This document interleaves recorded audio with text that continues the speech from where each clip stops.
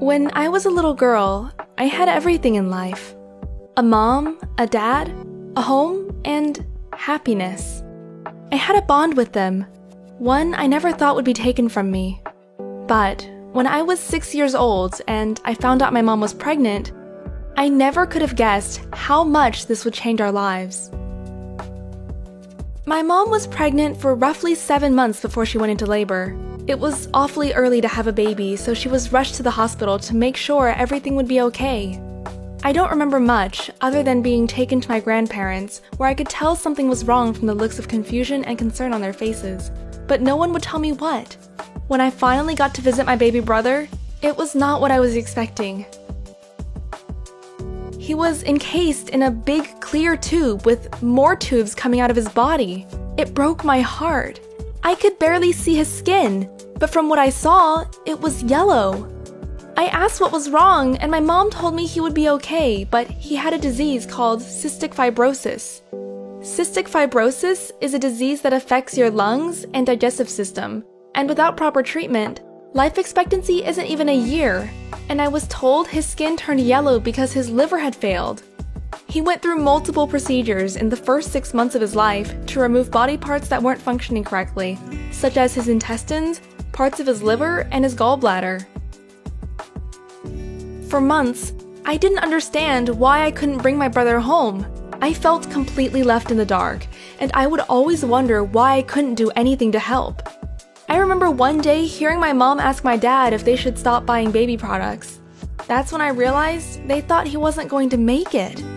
I went from a happy child with happy parents to a lonely routine of hospital trips, tears, and being pushed into a big hole of empty, unknowing feelings. After 11 months, he finally got to come home. His skin was still yellow, and things weren't the same as I was used to, but we adjusted.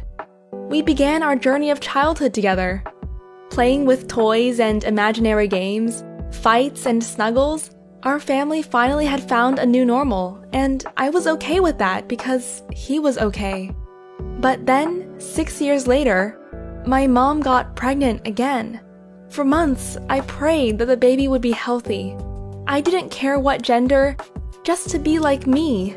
Then my mom got tested, and the baby had cystic fibrosis. Maggie was born, but since the doctors knew what to expect this time, she had a better journey than Jack. Jack had roughly 8 procedures, where Maggie only had 2. She was in the hospital for 4 months before she finally got to come home. And then, once again, we began our journey to find our new normal. Some years went by and I became depressed. I was in late middle school and I felt worthless. I lost all attention from my parents and became totally overwhelmed with everything going on. My brother and sister had to undergo vest therapy to help their lungs and take countless medicines. For a long time, it put a lot of stress on our overall relationship as a family. Things had just started to turn a corner and become okay again, but then my mom began to feel sick. She had numbness in her legs, dizziness, loss of vision, and forgetfulness. She always pushed it away. Doctors told her she was just tired and overworked. Family members told her it was impossible to be sick because Jack and Maggie were already sick. My dad already had diabetes, which 6 months later peaked to its worst. Then, to top everything off, my mom was diagnosed with multiple sclerosis, a disease that causes your body to attack your nervous system and immune system. She became very ill. But after many visits to doctors and hospitals, she found ways to deal with it. Everyone was sick. Everyone had medication and needles and stress. And I just felt alone. In my early years of high school, I became very depressed, distanced myself from my family, skipped school, and even became one of the bad kids. I felt worthless and useless. I got to sit alone, healthy, while everyone else was sick, and I could do nothing. For years and years growing up, all I wanted to do was help, make things better, but things just got worse. I thought my family was cursed. I considered hurting myself to put an end to it all. I felt like my healthy body was a burden and I was rubbing my family's face into what they couldn't have. I vowed to never have kids through the fear my family could be anything like this. I wished every day that I could take all their illnesses and make them all healthy. My senior year of high school, I began to think about college. I had found a man who stuck by my side since my freshman year. He understood my family and found ways to create bonds with each member individually. He helped with medications, asked questions to educate himself, and was always a string to hold up my kite. But then, in the middle of my senior year, my brother became very sick. He was sicker than normal, thirsty all the time, using the bathroom every 3 minutes, and very weak. My mom suspected it was CFRD, cystic fibrosis-related diabetes, so she called the clinic, informing them of her concern. Then, before I knew it, Jack was rushed to the hospital, his glucose levels spiking to roughly 800, when your normal levels should be in the 120s to 150s. He came home the next day with more needles to inject, more bills to pay, and more stress. My brother, now in his preteen years, began to feel helpless. Picked on at school, always needing medication to survive, getting injections 15 times a day. People with regular type 1 diabetes have to handle strict diets, frequent glucose level and ketone checks, insulin pens, and more. But for my brother, his cystic fibrosis made it worse. You see, Jack's cystic fibrosis affects him everywhere. One of the many effects, he can never gain weight. A CF patient's BMI should always be in the 50th percentile, but Jack had never peaked over 20. He was in the hospital for far too long, causing his basic motor functions to be delayed, such as speaking, eating, and walking. He didn't learn to properly eat solid foods until he was around 8 years old. And now, with the diabetes as well, his diet is now stricter than we ever thought possible, and his problem gaining weight just gets worse. Everyone in the house was trying to stay healthy, but problems kept hitting us one after another. I felt at my all-time low, like I was being sucked into a black hole and would never be able to get free. I felt alone and cold. With my 2 siblings' life expectancy currently being 36, my mom's declining health, and my dad's diabetes catching up with his weak body. I was convinced that I was going to outlive my whole family. And I hated myself. I avoided growing close with them. I avoided letting my emotions show. I hated everyone.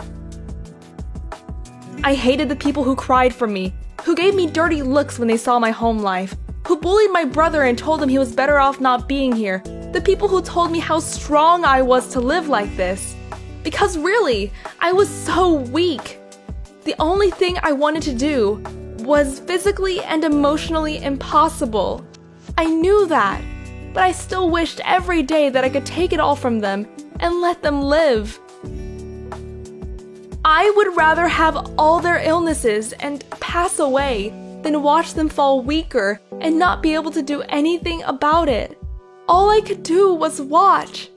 I began to contemplate ending things again, maybe start drinking or even do worse to numb my feelings. I even thought about running away from my family. When I tried to share my feelings, I was shut down and told I was ungrateful for being sad since I was the only healthy one. I cried myself to sleep, hearing my brother cry and shout that he wished CF, CFRD, and liver disease didn't exist, and that he wished he could just go to sleep and not wake up. My mom put on a brave face and cared for her sick children and never allowed herself to care for the most important person, herself. My dad rejected treatment for himself so that he could afford treatment for his kids. It was heartbreaking, and I could do nothing. But then, one day, a family friend reached out to me and asked if I wanted to join in the MS walk, which is the disease my mom has. I decided that maybe I should try it, and it was the best decision I ever made. I began going to CF walks and diabetes walks. I held fundraisers for each illness and participated in groups online. I began to find myself, find the reason why I'm in this family. I began to share my voice, share not my story, but my family's. While I witnessed the tragic events, I never did anything. I just cried. I tried to help feed them or give them medications or educationally include myself, but I never realized how much I could do.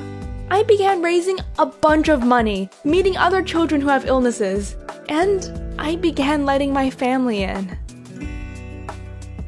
Today, I've raised over $200,000 for each illness charity, and I will continue to for terminal illnesses, ALS, Down syndrome, autism, and many other illnesses that so many of us are suffering from. And even though every illness in my family has no cure, and that my brother and sister will need liver and lung transplants, and their life expectancies are far too short, I am determined every day to help find a cure, enjoy my time with my family, and do good things.